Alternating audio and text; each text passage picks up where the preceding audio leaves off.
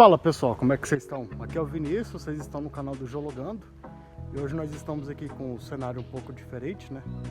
Dessa vez nós estamos na cidade de Nicuns, que é uma cidadezinha no interior de Goiás, uma cidadezinha pequenininha, tem uns 20 mil habitantes. E nesse vídeo de hoje nós vamos falar sobre a origem dos diamantes, né? Será que se eu pegar um carvão e aplicar temperatura e pressão nele, ele vai se cristalizar em diamante? Então é sobre isso que a gente vai falar, né? Como se formam os diamantes. Caso você não seja inscrito do canal, se inscreva, ativa o sininho, deixa o seu like e bora ir pro conteúdo, né?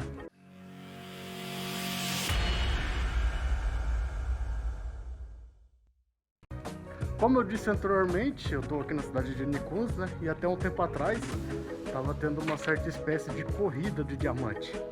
O pessoal estava indo nos rios assim, caçar diamante, encontrar um monte de pedra. De rocha, né? Desculpa os meus amigos geólogos aí, né? Mas o que acontece? Como a gente sabe, né, que diamante é uma coisa valiosa, isso aí não era espalhado aos quatro ventos, né? Isso era tudo feito na miúda, na calada da noite, para não gerar burburinho.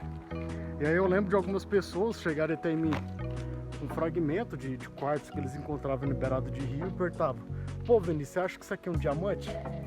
E aí eu olhava aquela pedrinha assim, eu falei: pô, cara, você tem certeza que isso é um diamante, mano? Não, eu tenho, isso aqui é realmente diamante, né?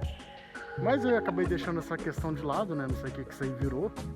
Mas aí, buscando nisso, né, cara, será que se você estiver andando por aí e chutar uma pedra, uma rocha, né, você vai encontrar um diamante? Como que eu vou encontrar um diamante, né? Como que ele se origina? Para entender essa pergunta, para responder isso, a gente precisa inicialmente responder o que é um diamante, né? Um diamante é um mineral composto basicamente por carbono. Então ele é um mineral ali do sistema cúbico, né? Ele é formado através de um cubo ali, né? Nós temos esse sistema cristalino. E dentro desse sistema cristalino é basicamente carbono, né? E esse diamante, ele é um mineral mais duro que nós temos, né? É o composto químico mais duro, nada risca ele, né? Lembrando que essa escala de dureza é um mineral que vai poder riscar o outro. Então se você encontrou alguma coisa que você acha que é diamante, você tenta riscar ele com tudo que você encontrar pela sua frente. Se riscou, não é diamante. É a primeira resposta, né? Esse mineral, esse diamante, ele é um mineral bastante denso também, né? Por causa dessa malha cristalina dele ser bastante apertada, ser bastante... O carbono ele tá bem próximo do outro, tá bem apertadinho, né? Tá todo mundo junto, todo mundo muito unido. Together forever. E aí, devido a essa característica, dessa densidade, nós podemos entrar e como que esse diamante é formado, né? O diamante ele é formado em alta profundidade, né? Coisa de 150 até 200 quilômetros de profundidade. Isso nós damos o nome de meio que o campo de estabilidade do diamante. Isso dentro do manto terrestre. Então pensa que essas condições de temperatura e pressão elevada, alta profundidade, condições mantélicas, nós temos uma temperatura ali em volta de 1100 graus Celsius, né? É uma temperatura bastante quente. E também uma temperatura aí que eu já vi alguma coisa na bibliografia de coisa de 4,8 gigapascal. Então é uma coisa bastante elevada, né? Então esse diamante que foi formado em alta profundidade, essa zona de estabilidade do diamante é algo bastante importante que a gente entender. É que essa zona, ela não é contínua, ela não é homogênea. Tem alguns pontos do manto terrestre onde nós temos e onde nós não temos diamante. Então o primeiro ponto é se pensar nisso, né? Mas como que esse diamante formado no manto, ele chega até a superfície? Ele precisa de um meio de transporte. Qual meio de transporte seria esse? Porque ele não vai vir aqui caminhando com as próprias pernas de boa vontade, né? Para responder essa pergunta, nessa segunda pergunta aqui, que seria como que ele vai chegar, né? Nós podemos pensar em processos relacionados com o manto, né?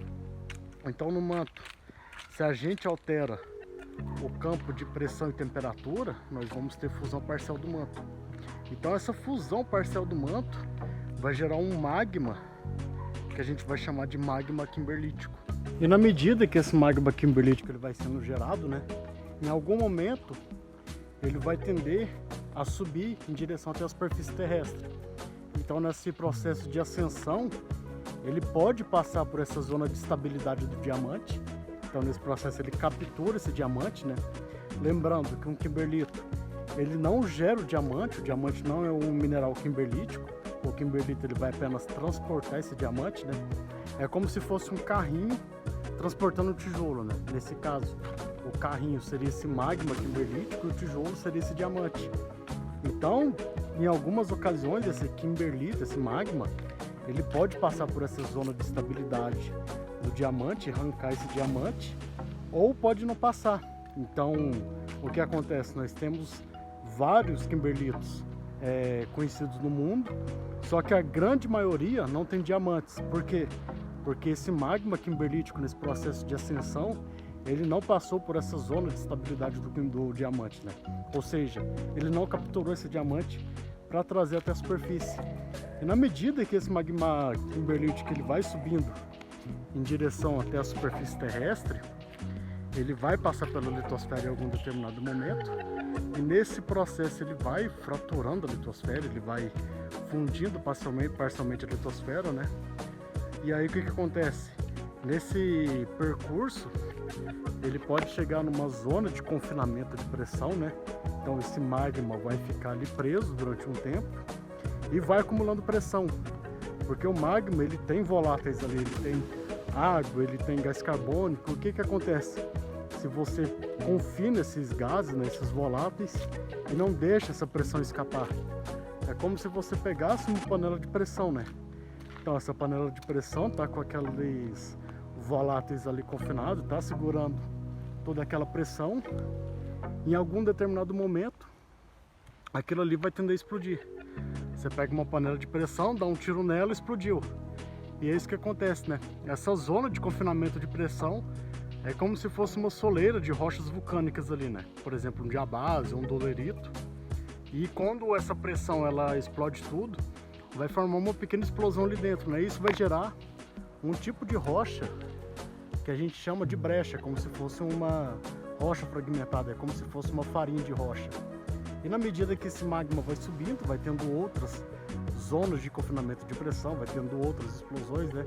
Vai tendo novas formações de brecha, até que finalmente esse magma kimberlítica chega até a superfície e se manifesta numa forma de erupção vulcânica, né? Atualmente nós não temos nenhuma atuação de vulcanismo do tipo kimberlítico, né?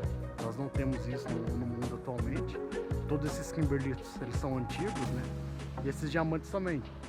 Então essas zonas de estabilidade, como eu disse anteriormente, elas ocorrem preferencialmente em locais onde a litosfera ela é espessa, em regiões antigas, né? Os crátons. Vamos deixar um vídeo aqui sobre crátons aqui em cima para você conferir, né? Então, preferencialmente nós podemos ter a formação de diamante nesses lugares, né? Então esses diamantes eles são antigos. Então eu lembro que quando eu era mais jovem, tinha uma conversa que se você pegasse um carvão e aplicasse, dá um oi pro doguinho, oi doguinho, o doguinho tá aqui. Se você pegasse um carvão e aplicasse temperatura e pressão nele, ele formaria um diamante, né? Isso aí não é verdade, né? Eu lembro que tinha esse mito, né? Como se fosse uma ideia romântica, né? Então isso que acontece, isso aí não acontece de verdade, né? Porque um diamante ele vai se formar em regiões mantênicas, né?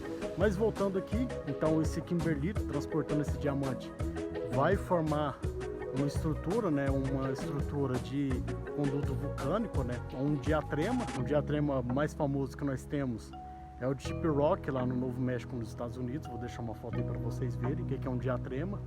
Ou então a gente pode encontrar o nome dessa estrutura como se fosse um pipe kimberlítico. Próximo à superfície, onde esse magma kimberlítico se manifestou na forma de uma erupção vulcânica, nós vamos ter um kimberlito maior, né?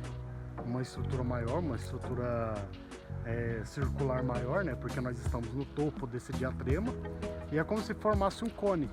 E na medida que nós vamos para as porções mais profundas dessa estrutura, desse diatrema, esse corpo kimberlítico ele vai ficando mais fino nessa zona de raiz. Então vai ser mais difícil de encontrar isso, né? Na medida que depende de onde nós estamos dentro desse kimberlito.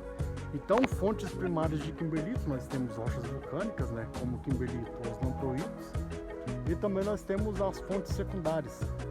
As fontes secundárias são essas rochas sedimentares ou sedimentos gerados a partir da erosão dessas fontes primárias. Então nós temos um kimberlito ali, ele é submetido aos processos de erosão, de intemperismo. Como o kimberlito é uma rocha ultrabásica, esses minerais ferromagnesianos eles vão se alterar rapidamente.